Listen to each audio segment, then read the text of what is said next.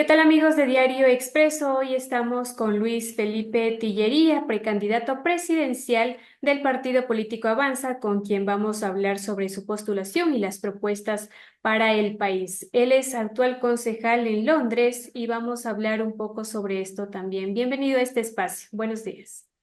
Sí, buenos días. Un saludo migrante a todos nuestros compatriotas que nos escuchan y nos ven desde Italia, España, Inglaterra, Francia, Latinoamérica, Estados Unidos y todo el Ecuador. Para comenzar, quisiera un poco que nos comente quién es Luis Felipe Tillería, quien tiene su binomio a Carla Rosero, pero conocerlo un poco más, la persona migrante, la persona que tiene un cargo en otro país. Coméntenos, por favor. Bueno, efectivamente soy un migrante. Soy un guayaquileño que estuvo en Guayaquil hasta los 19 años de edad. Crecí, nací en Guayaquil. Mis primeros años pues los viví en La Alborada y luego migré a Estados Unidos a los 19 años de edad en busca de terminar mis estudios universitarios que los había empezado en la Universidad Espíritu Santo. Luego, gracias a los convenios internacionales, pude terminar en Kean University de New Jersey. Allí pues trabajaba de varias cosas mientras estudiaba. Logré terminar la universidad.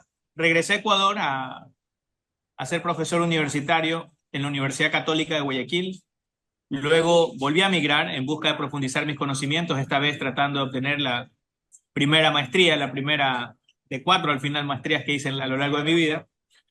Y esta vez me especialicé en finanzas y banca. Ahora, como todo migrante, tuve que empezar muy desde abajo, con trabajos muy sencillos.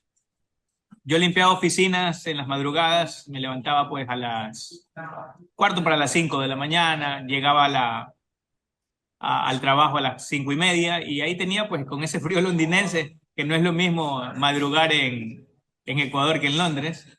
Con la neblina londinense, pues cogía el bus, llegaba al lugar de trabajo y comenzaba pues mi jornada. Limpiaba 2 horas en la mañana, tenía un trabajo de medio tiempo de 2 horas, luego estudiaba durante el día y en la noche tenía otro trabajo. De 3 horas ganaba mi plata y con eso pude costearme la vida universitaria. Ya al terminar, pues conseguí trabajo más de lo mío, ¿no? En un banco, volví pues a empezar desde abajo. Comencé de cajero y poco a poco fui escalando posiciones, fui asesor financiero, llegué a ser gerente de banca privada de uno de los principales bancos del mundo en ese entonces, el Royal Bank of Scotland.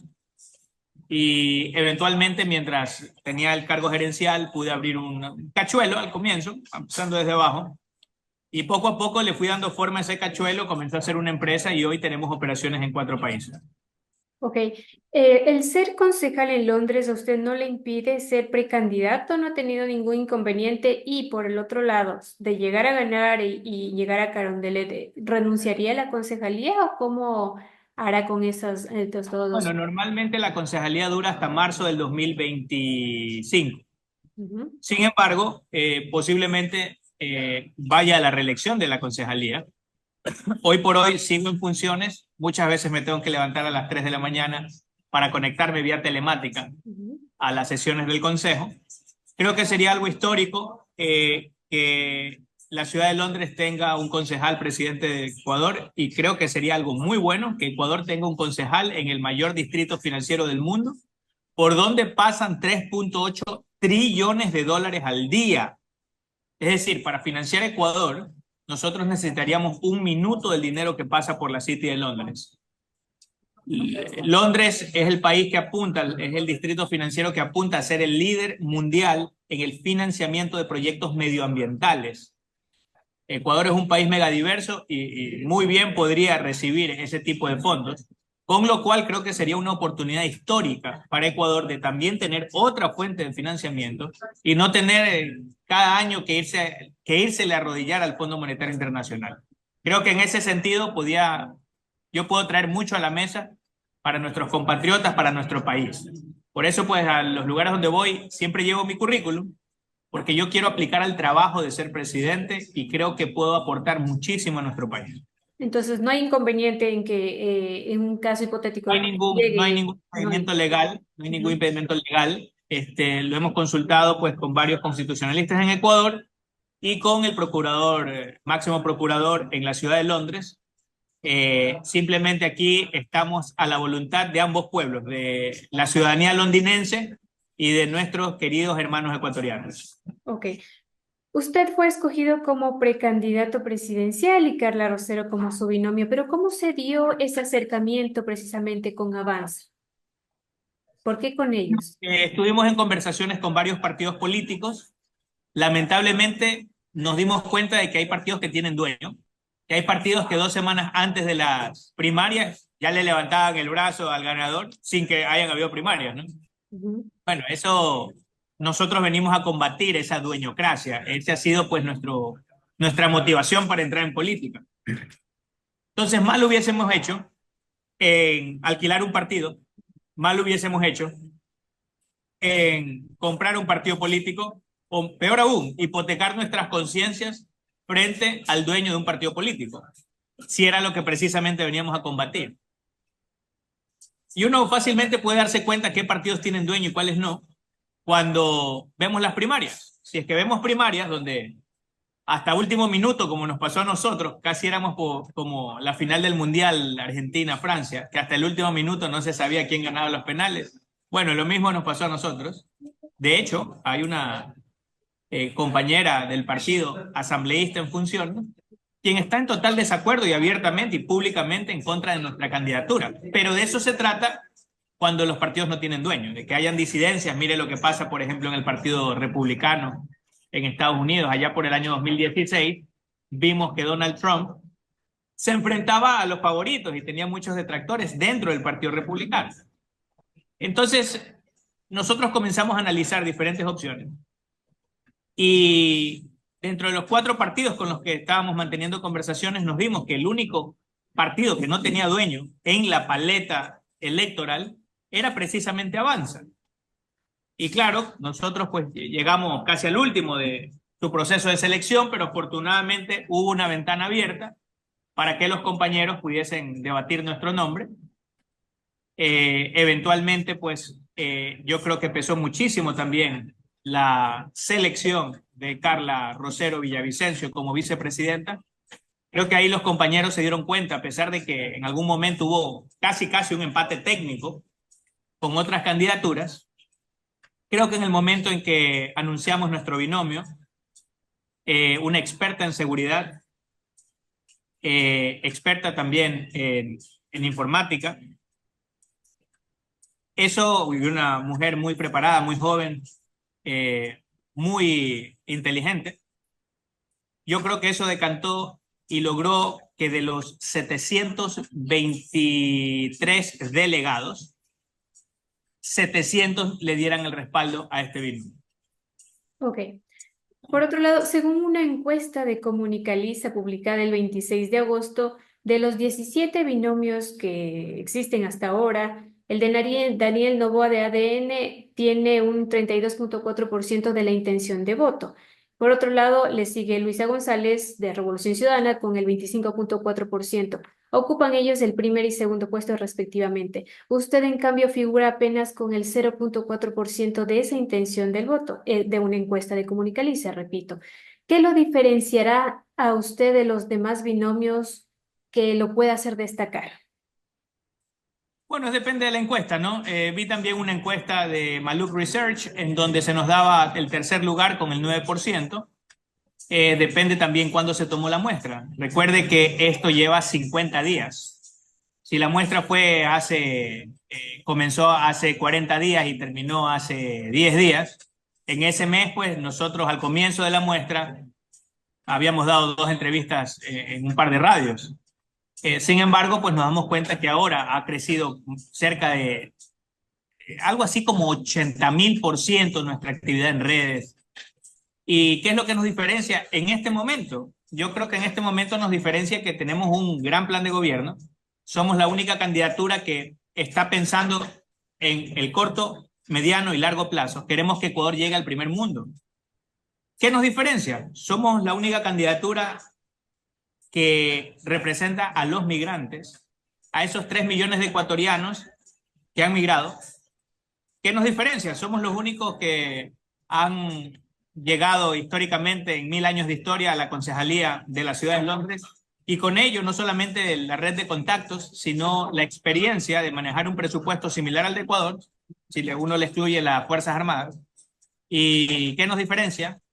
Que nosotros tenemos un plan de seguridad que está liderado por una experta de seguridad, nuestro plan Artillería contra la Delincuencia, que tenemos un plan económico destinado a la devolución de las empresas públicas. Eso es lo que nos diferencia. Nosotros somos la única candidatura que no dice vamos a meterle las garras del Estado a las empresas públicas, ni tampoco las garras de la oligarquía.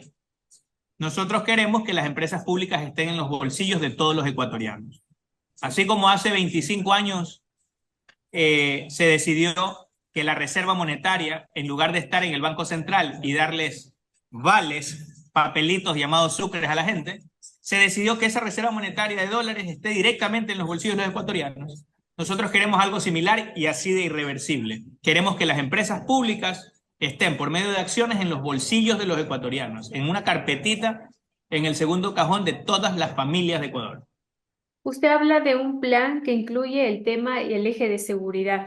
No sé si nos puede profundizar un poco más a detalle y insistiendo un poco más, ¿cuál es el factor más relevante o diferenciador de ese plan de seguridad que no sea quizá de lo que ya han propuesto otros o que ya se ha propuesto en las anteriores elecciones, pero que quizá hasta actualidad no ha funcionado? Bueno, lo primero es que nosotros planteamos un cambio de constitución. Queremos enviar al tacho de la basura de la historia a la constitución del 2008, que pone muchísimas trabas para la inversión extranjera y que lamentablemente es una constitución pro delincuentes. Lo que nosotros queremos es, previo cambio constitucional, que el plan Artillería contra la Delincuencia se dé con 5 ejes fundamentales. El primero es el control territorial. Nuestras Fuerzas Armadas tienen un número 7 veces más grande que el de Suiza.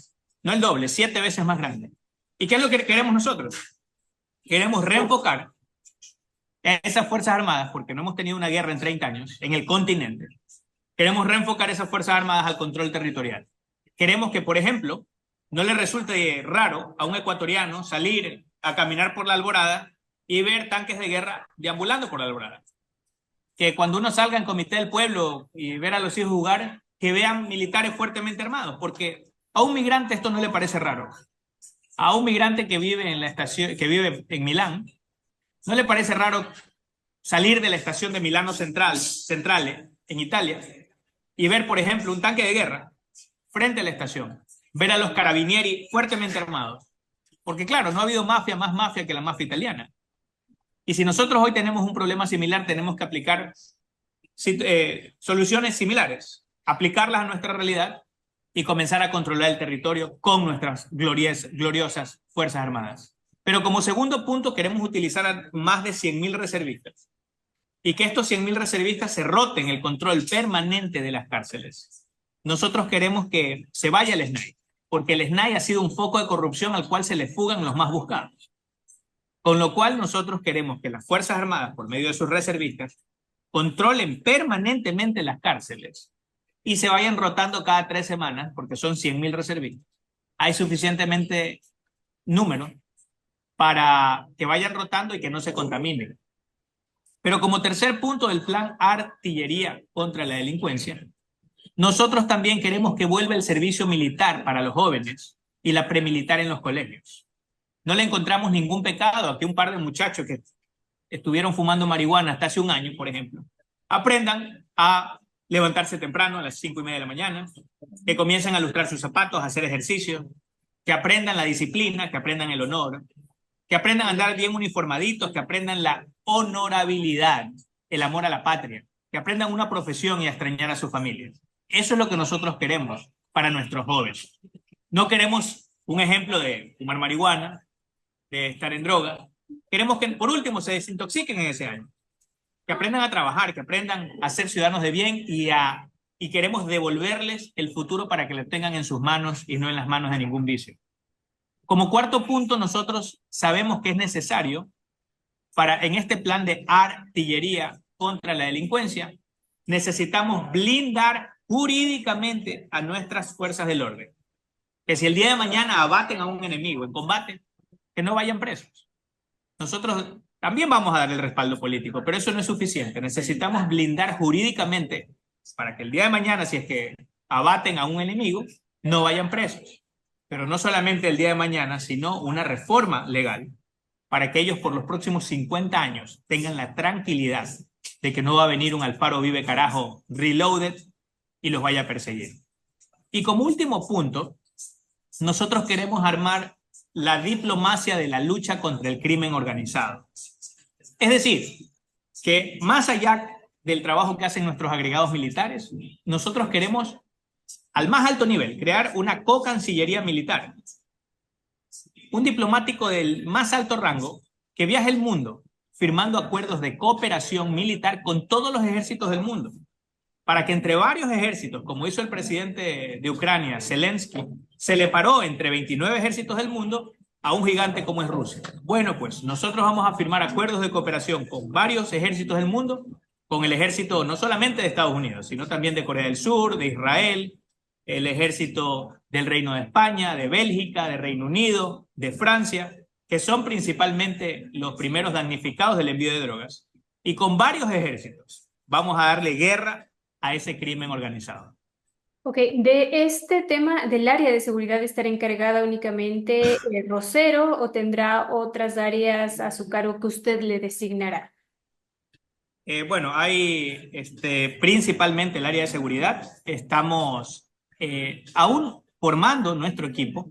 Yo sé que lo han dicho de una manera peyorativa, de que somos desconocidos, de que no tenemos equipo para gobernar.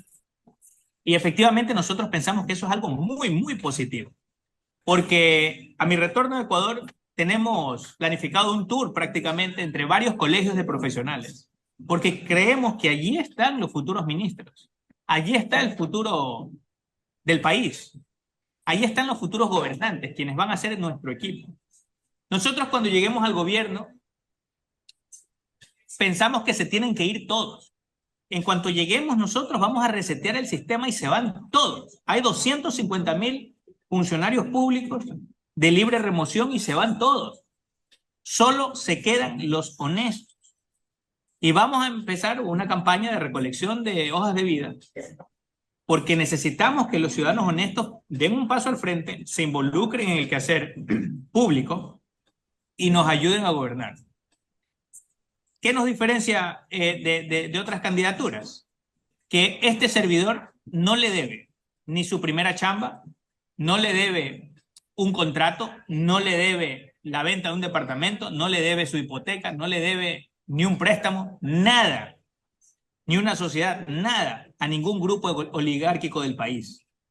Por otro lado, en el ámbito político, si es que a última hora definimos nuestra candidatura por un partido político, es porque no he crecido políticamente bajo el ala de ningún caudillo. ¿No es referente afiliado a ninguna organización política? Bueno, soy partidario de Avanza. En realidad creo que es un partido político muy amplio, es un partido político como deben ser los partidos políticos. Por eso estoy respaldando la lista de asambleístas que ha presentado Avanza, muchos de ellos también gente que caminaba en nuestro proyecto político, y lo hemos hecho en una amalgama que ha reducido a la mínima expresión los choques naturales que hay cuando dos organizaciones políticas se juntan o cuando dos ideologías se juntan. En este caso creo que ha habido una amalgama perfecta porque es un partido realmente democrático. Con lo cual, no es que nuestro caminar político vino del ala de un caudillo y no tengo compromisos con ese caudillo, no tengo un bagaje de 25 años en política ecuatoriana que haga que tenga que devolver favores en cuanto lleguemos. A mis compañeros de partido los conozco pues muy poco tiempo, sé que el partido como institución es un partido muy democrático, pero yo voy principalmente con una misión, que se vayan todos. Y si es que los mejores son de mi partido, bien. Y si los mejores son correístas, bien. Y si los mejores son anticorreístas, bien. Porque solo se quedarán los eficientes y los honestos. Vamos a tener que resetear el sistema totalmente. Hasta el 30 de agosto se tiene previsto, según el calendario del CNE, registrar las alianzas de las organizaciones políticas. ¿De Avanza no se ha hablado con otras tiendas políticas de eso? Para una alianza a nivel nacional, no. Como le digo, pues los partidos políticos tienen grandes vicios de legitimidad, ya que tienen dueños, y de eso no se trata la democracia. Ok. Nosotros venimos a combatir la dueñocracia, a hacer una reforma constitucional para que, entre otras cosas, se disminuya el sueldo de los políticos, se disminuye el sueldo de los asambleístas a 3 salarios mínimos vitales. Queremos hacer varias reformas políticas para que, por ejemplo, los dueños de los partidos tengan menos poder y que quienes tengan más poder sean los ciudadanos. Yo le pongo un ejercicio aquí rapidito. ¿Usted se acuerda por qué lista votó? No tiene que decirme la lista. ¿Se acuerda por qué lista votó en las últimas elecciones generales del año pasado? Para asambleísta nacional usted tuvo una lista de 15, una plancha de 15. ¿Se acuerda por qué lista votó? ¿Sí? Bien. El 90% de los ecuatorianos sí se acuerda. Ahora, ¿usted se acuerda cómo se llamaba el tercero de la lista? De 15. Difícil recordar. Como difícil de acordarse, ¿verdad? Bueno, mire, esa es la trampa de la democracia de Ecuador. Aquí no hay democracia.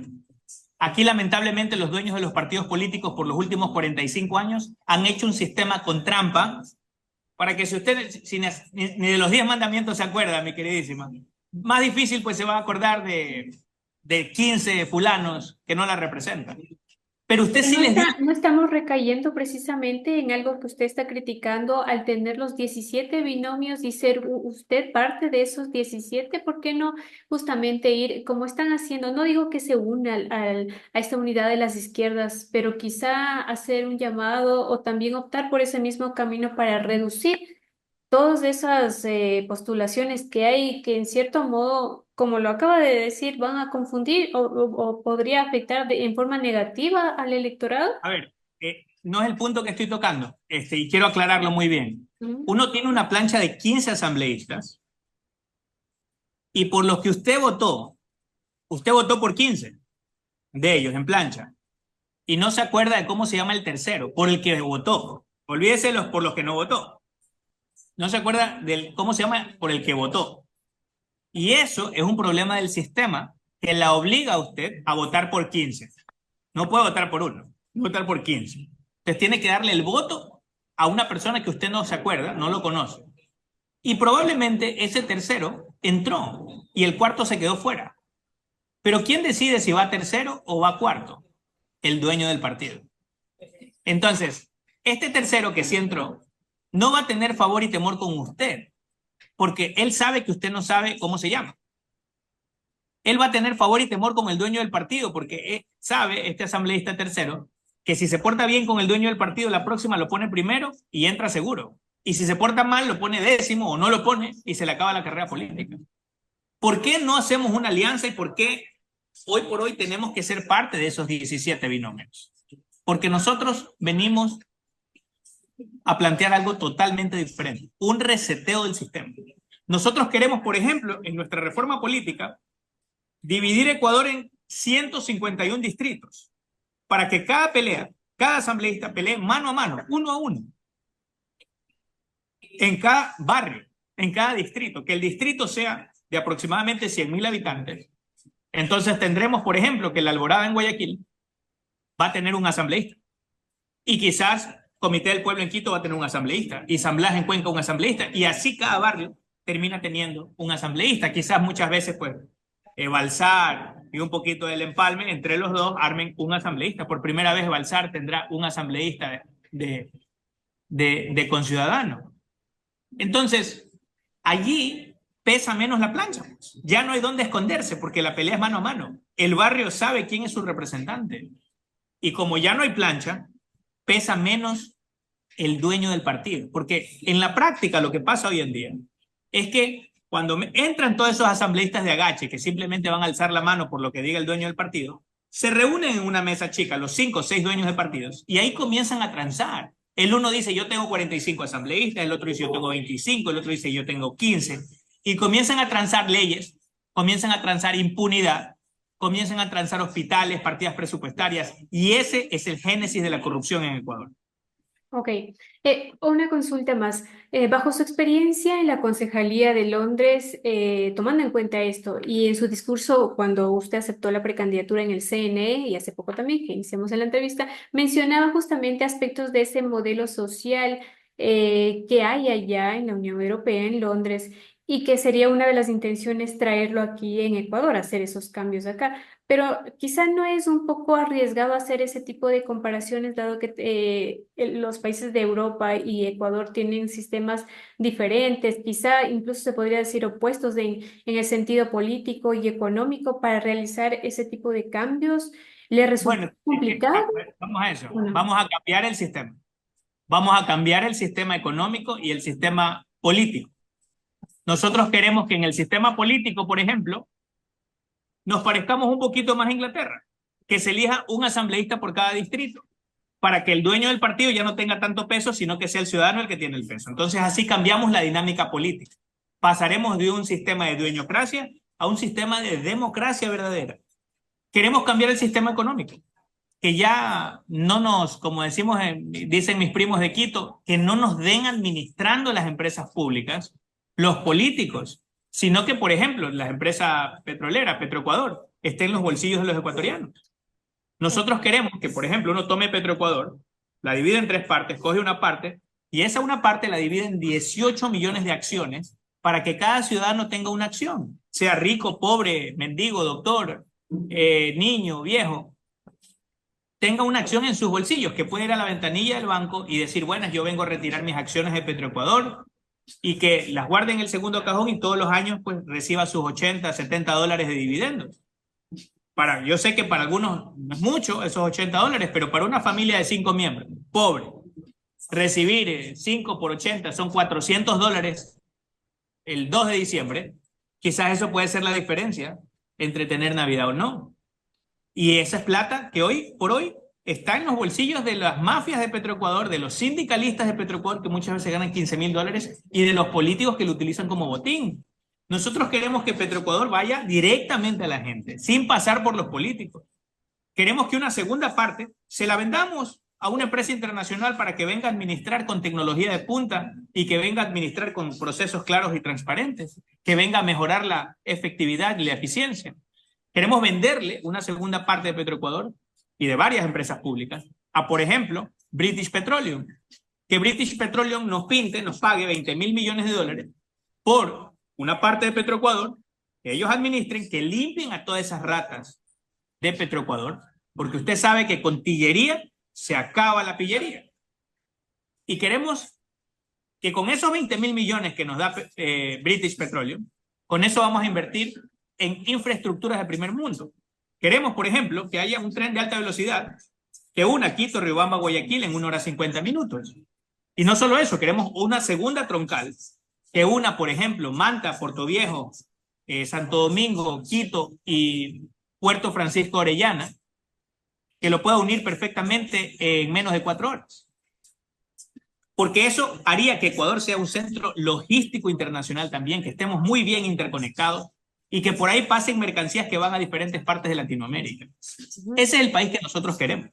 Y para eso definitivamente que necesitamos un cambio constitucional para que cambie la metodología política de Ecuador, que se reduzca el poder del político, que aumente el poder del ciudadano, lo que no hemos tenido en Ecuador.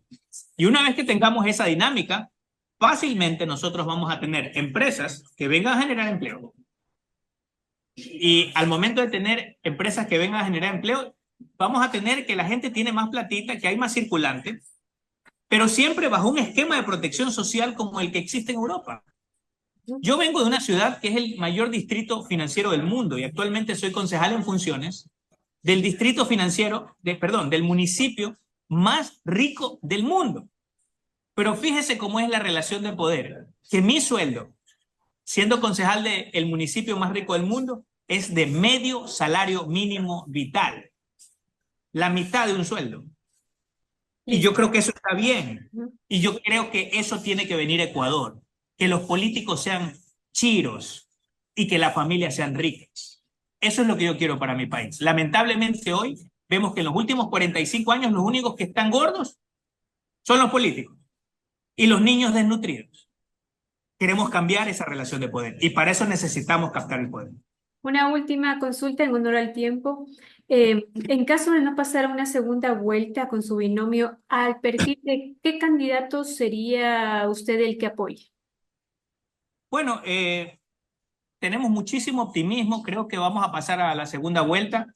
Dios mediante vamos a pasar en primer lugar a la segunda vuelta y creo que los pactos que nosotros tenemos que hacer es con la ciudadanía. Es lamentable que en la paleta de los políticos son los mismos políticos de siempre.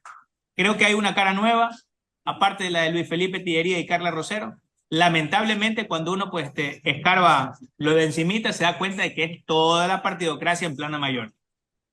Y es difícil querer hacer un reseteo del sistema con los mismos de siempre.